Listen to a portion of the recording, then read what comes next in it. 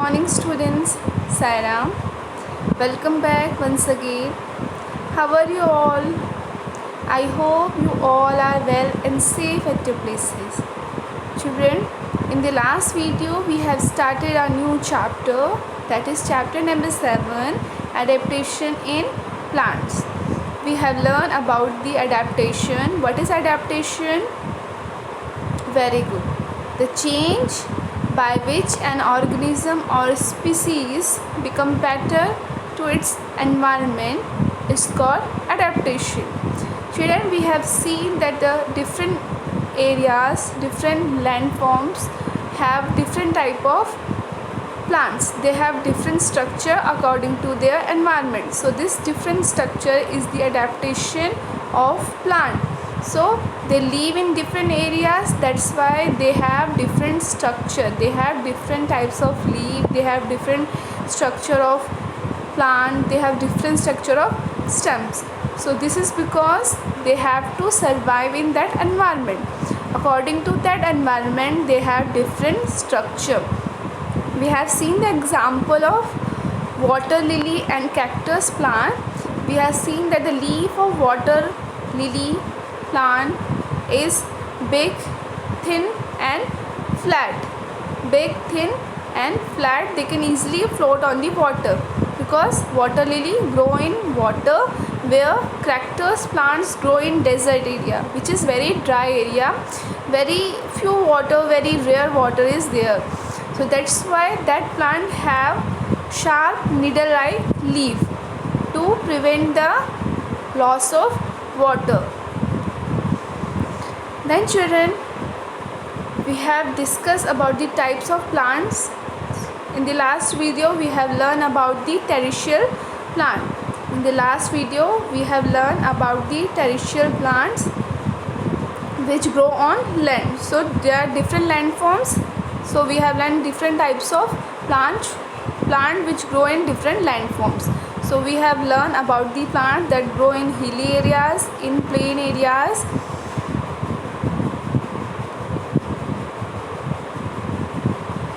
in deserts area, and the plants which grow in marshy places, a place which covered by the water. Then children, today we are going to learn about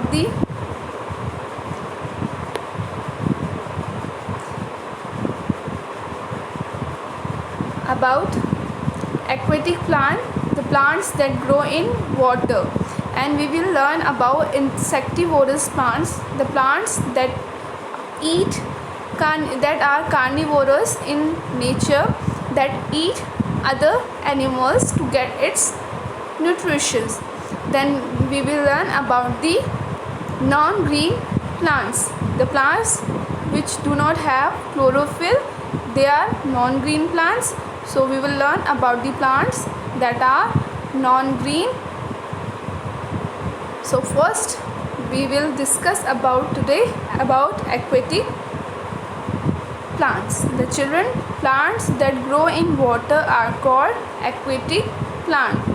The plant that grow in water are called aquatic plants. They are of three types. Floating plants that float in a water, fixed plant, the one part of plant is fixed under the water, and underwater plants, the plants which grow under the water.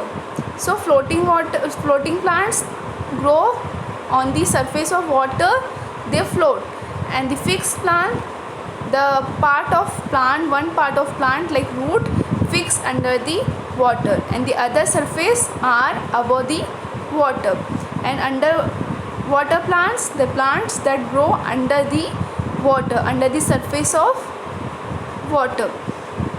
So first we will learn about floating plants.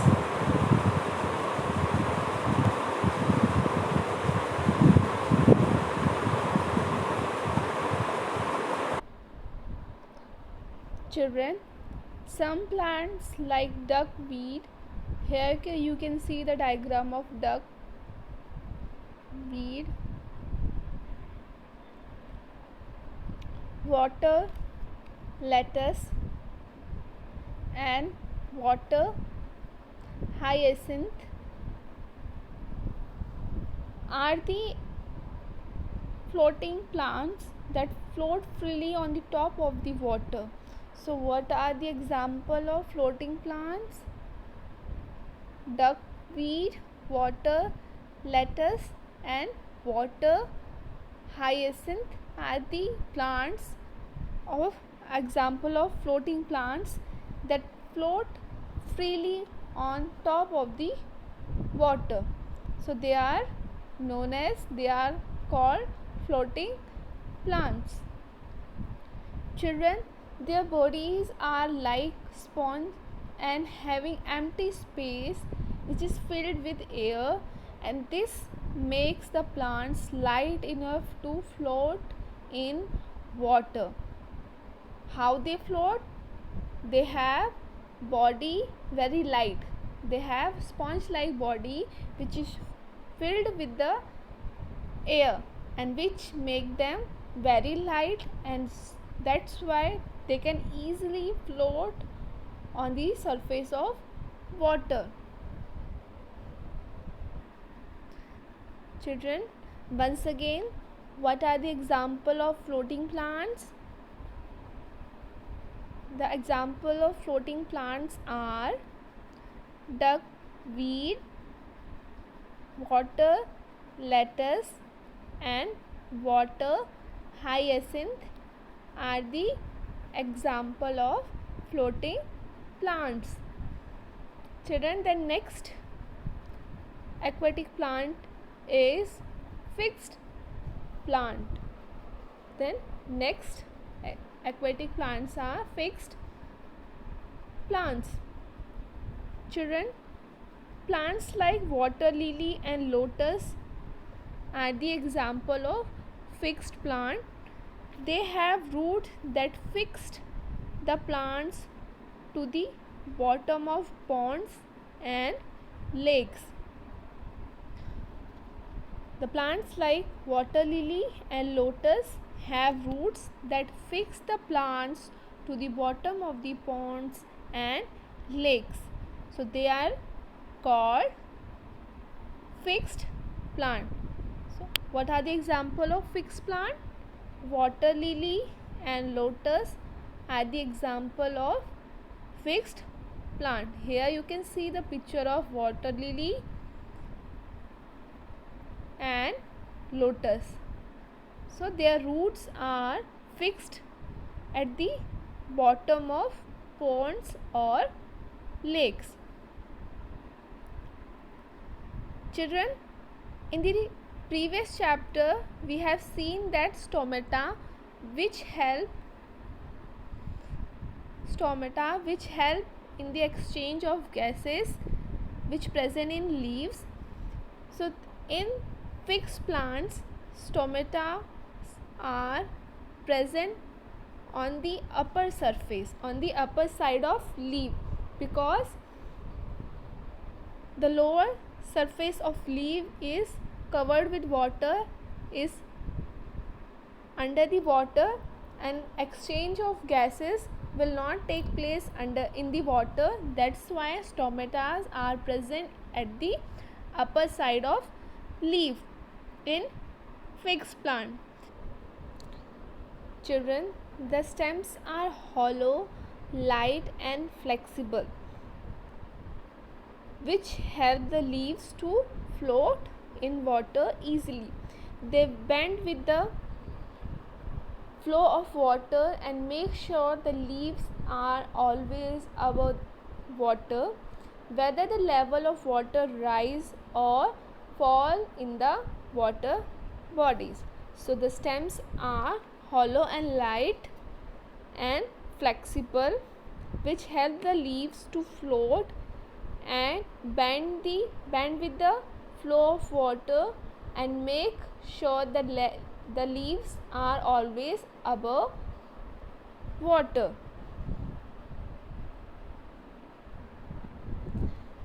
Then children, next type of aquatic plants are underwater plants. The plant such as hydrilla and tap grasses live completely under water. So underwater plants always grow completely under the water. They are called submerged or underwater plants. They are called submerged or underwater plants. Children, they have narrow thin leaves with no stomata because they are under the water, and the function of stomata is to exchange the air which present in our surrounding. But in water it will not possible to stomata to exchange the air, exchange the gases. So underwater plants do not have any stomatas. The plants breathe through their body surface. So here the plants breathe through their body surface. The plants absorb the carbon dioxide which is given out by the animals living in the water like fish and all. The stems are flexible and have air spaces. So the plants absorb the carbon dioxide which is given out by the animals which live in water. For an example, fish. The stems are flexible and have air spaces. Here you can see the picture of hydrilla which completely grow under the water. The leaves of hydrilla are narrow and thin. Children, the next type of aquatic plants are insectivorous plants. So the plants which are carnivorous in nature. So they are insectivorous plants. Children, some plants grow in soil that is poor in minerals. To get the minerals, they trap and eat insects. So to get their minerals, this type of plants which grow in soil that have poor minerals, they have to trap and eat the insect to fulfill their needs of minerals. So that's why they are insectivorous plants. Then the example of insectivorous plants are Venus flytrap and pitcher plant. Children, here you can see the picture of Venus flytrap plants. The Venus flytrap have leaves that are folded in half. Here you can see the leaves are folded in half. One is this and one is this. When an insect sit on the leaf, here you can see an insect is sitting on the leaf. The two half of leaves close shut, and then these two half leaves get closed. The trapped insect in the stem is then digested, and this will close like a mouth, like we close the mouth, same as the leaves, the folded leaf also close, and then this plant digests the insect which is trapped in between the folded leaf. Then children, next example of insectivorous plants is pitcher plant. Here you can see the picture of pitcher plants which look like a container with the lid, and there is a liquid inside the container. This container like structure having a liquid inside it, and when any insect fall into the container, then the insect trapped and digested by this plant. So pitcher plants have leaves that look like containers with lids. There is a liquid inside the container. When any insect fall into the container, then that insect will trapped and digested by the plant.